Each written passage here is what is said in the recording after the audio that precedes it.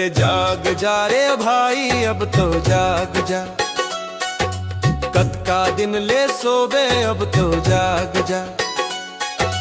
बाबा के रद्दाला छोड़ के कहाँ भाग बेजा, सतनाम के झंडा बढ़ अब लड़ना पड़ही, लालच के चश्माला उतरना पड़ही।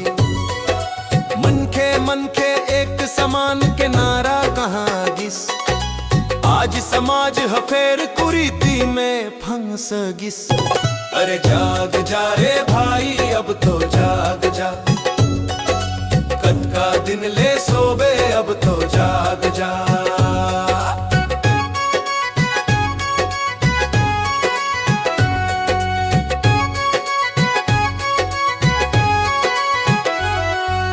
वोट मांगे बर आथे तो घोड़ लपर थे, बड़ बड़ बात कही के हृदय ला भर थे।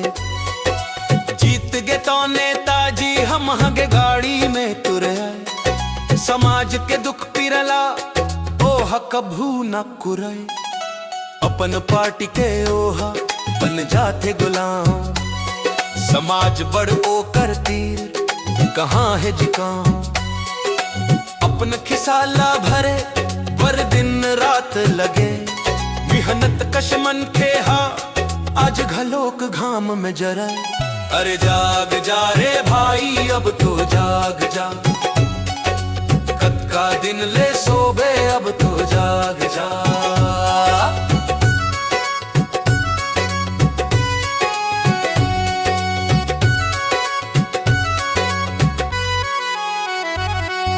राजनीति के चक्कर में भाई भाई ला लड़वावत हन, पार्टी पार्टी कह के अपना ताकत ला घटावत हन। कोनो पंजा कोनो कमल कोनो हाथी में बट गे, बाबा के एक समाज आज कत को भाग में छट गे। ये पार्टी बाजी है सिर्फ तोर घर ला फो रही, समाज के एक मुठ गोठला जड़ ले मरो रही। झंडा लधर के आपस में झन लड़ भाई, सतनाम के एक धर्म मिलके रहबो तब हो ही भलाई।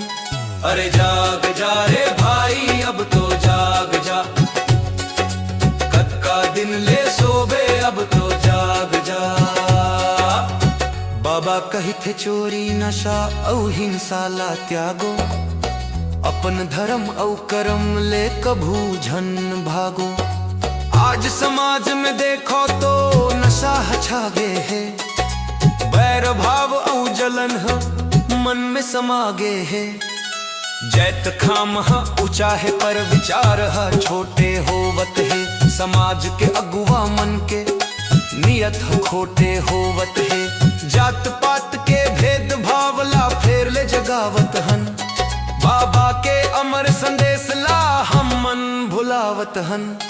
अरे जाग जा रे भाई अब तो जाग जा, कद का दिन ले सोबे अब तो जाग जा।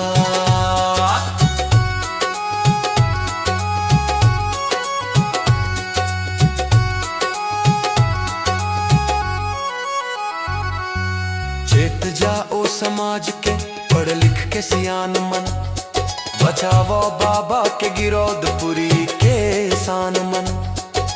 नेता मंत्री मन के भरोसा में झन रहिबे, अपन हक बर अब तय पारा ला चढ़ाबे। सत्य के मार्ग में चलबो त दुख दूर होही, बाबा के आशीष फेर सबो कोटि भरपूर होही। अरे जाग जा रे भाई अब तो जाग जा, कद का दिन ले सोबे अब तो जाग जा। सतनाम के जोत ला घर घर जलाना है, मोर सोए समाज ला जगाना है, मोर सोए समाज ला जगाना है। बोलो बाबा गुरु घासीदास की जय। सतनाम साहिब